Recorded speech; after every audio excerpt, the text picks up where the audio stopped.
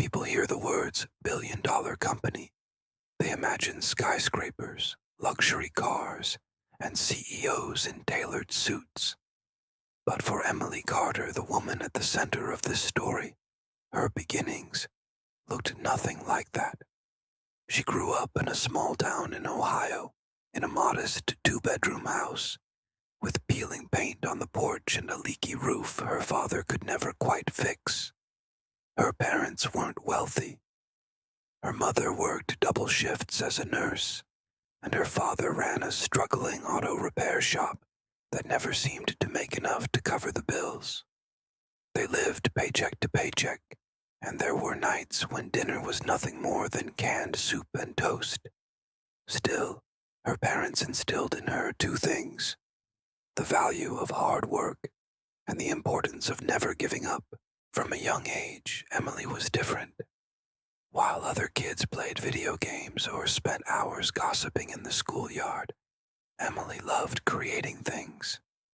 She would sit at the kitchen table sketching designs for gadgets, scribbling business ideas into a spiral notebook, and asking herself big questions. Why can't things be better? Why can't we build something smarter? Her classmates didn't understand her. Some even made fun of her for being too ambitious or nerdy. But Emily didn't care. She had a vision that burned inside her, and she refused to let anyone extinguish it.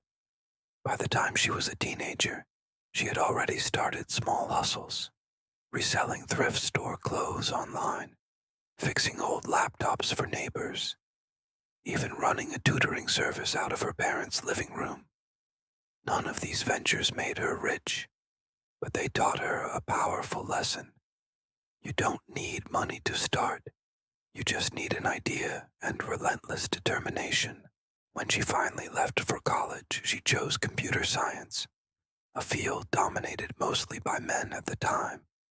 She was one of the only women in her classes, often underestimated or overlooked. Professors doubted her, classmates ignored her, and recruiters told her she should consider marketing instead of engineering. Each doubt only fueled her fire. During her final year of college, something happened that would change her life forever. Emily was working part-time at a local startup, coding late into the night while balancing exams and ramen noodles for dinner. One day, the founder of the startup barked at her for a mistake she hadn't even made. That night, as she sat at her tiny desk in her cramped apartment, she thought to herself, if I can build someone else's dream under these conditions, why can't I build my own? And so, with nothing but a laptop, a few $100s saved from tutoring, and boundless ambition, Emily Carter took the first step toward creating what would one day become a billion-dollar company. The early days were brutal. She started her company in her parents' garage, where the smell of motor oil from her dad's tools lingered in the air. She didn't have investors. She didn't have fancy offices. She barely had enough money to keep the lights on. But she had a vision: to build software that could transform how mid-sized businesses managed their operations. Her idea wasn't flashy at first. It wasn't social media. It wasn't gaming. It wasn't some new shiny app. It was something practical. An all-in-one platform that helped companies track projects, manage employees, and analyze data. She called it Next Step Solutions. The first prototype was rough. The interface looked outdated, the features were clunky, and she knew if she showed it to investors in that condition, they would laugh her out of the room. But instead of waiting for perfection, she launched it. She went door to door, emailing local businesses, calling companies that barely knew her, pitching to anyone who would listen. Most said no. Some hung up on her mid-sentence. A few politely told her to come back when it looks more professional. But finally, one small logistics company agreed to try it. Then another, and another. For the next 2 years, Emily lived on instant coffee and 5 hours of sleep a night. She hired her first employee, her college roommate, Sarah, who agreed to work for almost nothing because she believed in Emily's vision. Together, they coded, tested, and cold called. They celebrated tiny wins, like when a company upgraded from the free trial to the paid version. But behind the small victories was constant struggle. Emily's parents worried she was wasting her youth on a dream that might never succeed. Friends drifted away because she was always working. She skipped vacations, birthdays, even weddings, because she couldn't pull herself away from the company.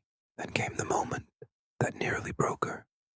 After securing a small angel investment, Emily hired a team of 5 employees.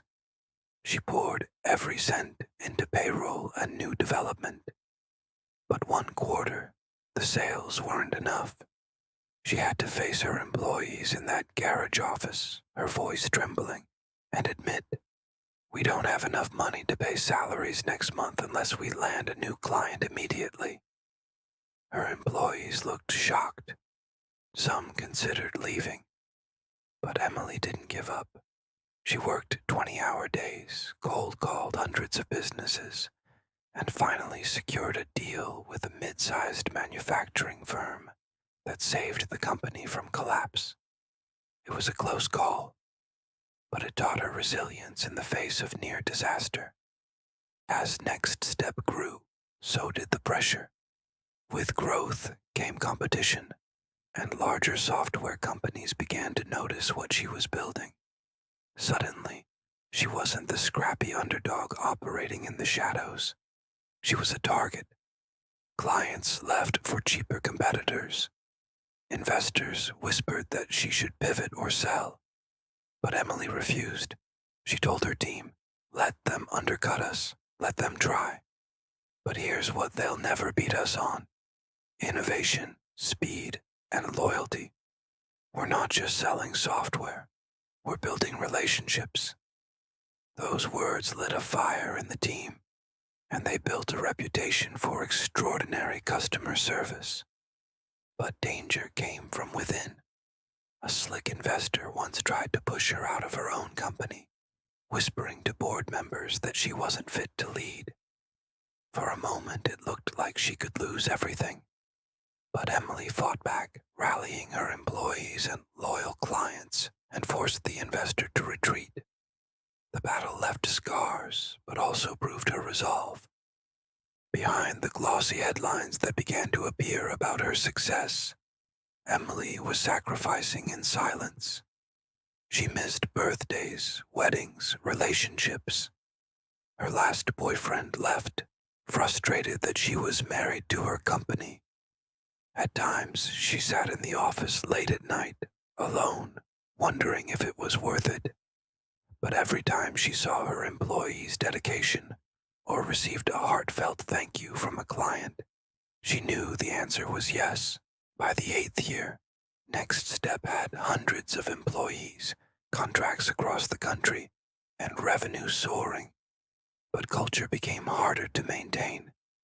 Some new employees didn't understand the grit that had built the company.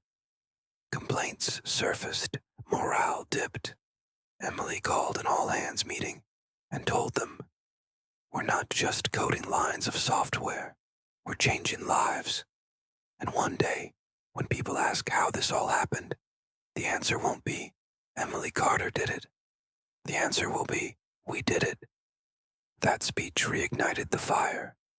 Growth exploded again, spreading into Europe and Asia. By the 10th year, Next Step had 750 employees and international offices. Emily was one of the most respected CEOs in tech. Then came the phone call on a rainy Thursday night. A voice said, "We'd like to discuss an acquisition. $1.2 billion. Emily nearly dropped her coffee. $1 billion.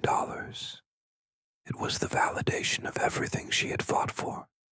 But her first thought wasn't yachts or mansions. It was, What happens to my employees if I sell? The negotiations were fierce. She demanded protections for her people, no mass layoffs, continued investment, respect for culture. At one point, the buyer threatened to walk. Emily looked them dead in the eye and said, "If you think I'll sell my people out for a bigger check, you don't know me." Days later, they agreed. The $1.2 billion deal was signed. The world celebrated Emily as a self-made billionaire, but she was quietly working on something bigger. She remembered her promise. If we succeed together. She met with lawyers and advisors, preparing a plan that stunned them. She wasn't going to keep all the money. She was going to share it with all 750 employees. On the day of the announcement, she stood in front of her company. "When I started this in a garage, people said I'd never make it, but I had you. And today we made history with a $1.2 billion deal." Cheers erupted. But then she smiled and said, "That's not the best part. The best part is what happens next. Every single one of you will share in this deal. Each of you will receive a life-changing bonus, your piece of this billion-dollar success." At first, there was stunned silence. Then the room exploded. People screamed, cried, hugged. One employee whispered into the phone, "Mom, I can pay off your mortgage." A single father said, "We can finally start our family." The janitor hugged Emily with tears in his eyes. "You changed my grandchildren's lives." News outlets around the world covered it. Headlines read, "CEO shares billion-dollar sale with 750 employees." Some critics called her reckless, saying she gave away too much. Emily didn't care. She had the love of her people, and that was worth more than profit margins. Lives were transformed. Student loans paid off. Families bought homes. New businesses were started. Employees finally had freedom and dignity. Emily herself didn't disappear into luxury.